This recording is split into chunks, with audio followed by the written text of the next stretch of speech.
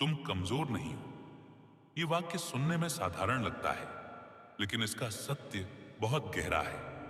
आज अगर तुम्हें लगता है कि तुम्हारे भीतर की शक्ति समाप्त हो गई है, कि मन पहले जैसा स्थिर नहीं है, कि हर सुबह उठते ही एक अनकहा बोझ महसूस होता है, तो इसे अपनी हार मत समझो।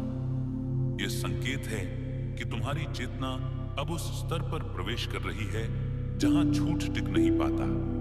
मन जब तक भ्रम में रहता है, तब तक उसे ताकत का भ्रम भी रहता है, लेकिन जैसे ही भ्रम टूटता है, मन खुद को कमजोर समझने लगता है। शिव इसी क्षण को पहचानते हैं। शिव जानते हैं कि यह कमजोरी नहीं है, यह सत्य के सामने पहली उपस्थिति है।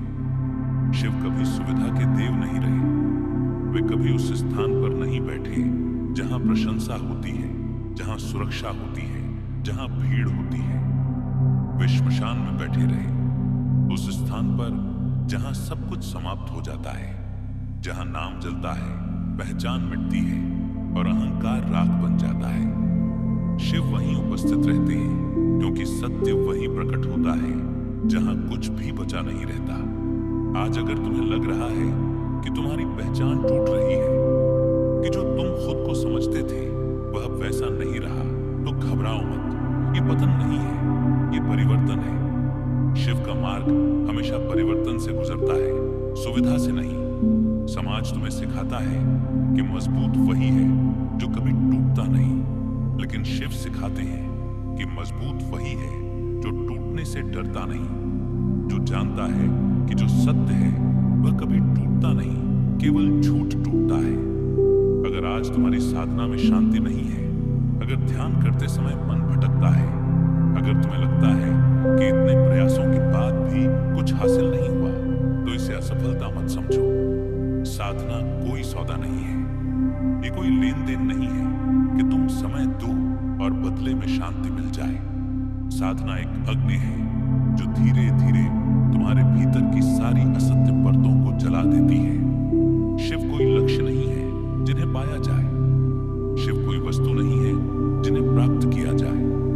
शिव वह अवस्था है जहां खोजने वाला स्वयं समाप्त हो जाता है। जब तक खोज है तब तक दूरी है, और जब खोज समाप्त होती है तब शिव प्रकट होते हैं। शिव का मार्ग सुख से नहीं गुजरता, वह मौन से गुजरता है, वह एकांत से गुजरता है, वह उस क्षण से गुजरता है जहां मन खुद से प्रश्न करता है कि मैं वास्तव में कौन हूं। यह प्रश्न सरल नहीं है, यह प्रश्न मन को अस्थिर कर देता है, और इसी अस्थिरता को लोग कमजोरी समझ लेते हैं। आज तुम खुद से लड़ रहे हो, आज तुम्हें खुद पर संदेह है, आज तुम्हें लग रहा है कि तुम पीछे रह गए हो, लेकिन शिव कहते हैं कि पीछे वही रहता है जो किसी दौड़ में भाग रहा हो। साधना कोई दौड़ नहीं है, ये ठहरने की कला है, ये देखने की क्षमता है, ये उस क्षण में उपस्थित रहने का साहस है जहां कुछ भी स्पष्ट नहीं होता।